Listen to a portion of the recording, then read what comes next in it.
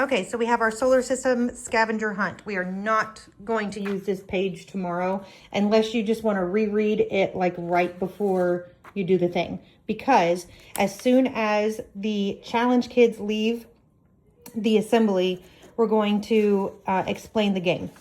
And I'm just going to read the opening story about the villain and everything. At the end of all of it, when we are assembling our keychains, we can talk about how cool it is that this could never happen because God placed order into our solar system and nothing can upset his order. Yeah. So anyway, we'll explain the backstory and then the mission and how it's all going to work. And after that, then we'll dismiss after. Yeah. Okay. So we've got our level 1, A, B, and C. That way they're not all hunting in the same exact order. So if you had level 1 kiddos and you had 9 kiddos, 3 kids, 3 kids, 3 kids, and they could hunt as a group, or you can still keep them separately. It's up to you and how many, sorry for the background noise, and how many mamas you have.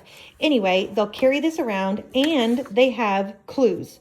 We could have mamas hold the clues, but ideally each kiddo will have their sheet and a clue sheet. And then they're going to go around and they're going to find the largest planet with a great red spot. They're going to use their clue sheet to figure out what that is. They're going to travel to the mama holding, oh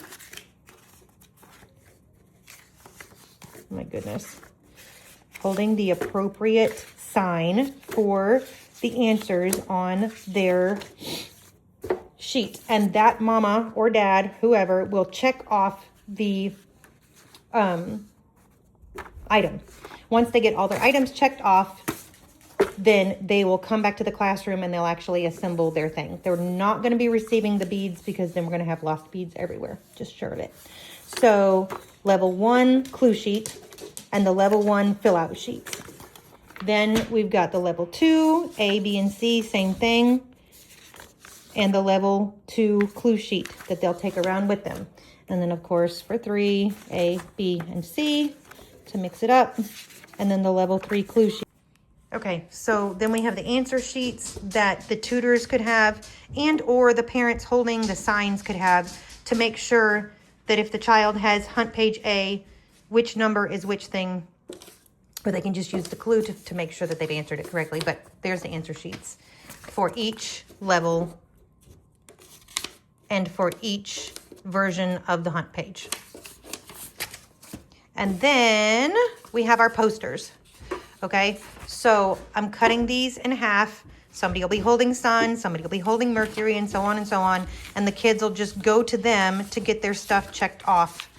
And there we go. So again, after all the challenge students leave, I will read all of this, introduce the game, and that way we can just get right into it when it's time.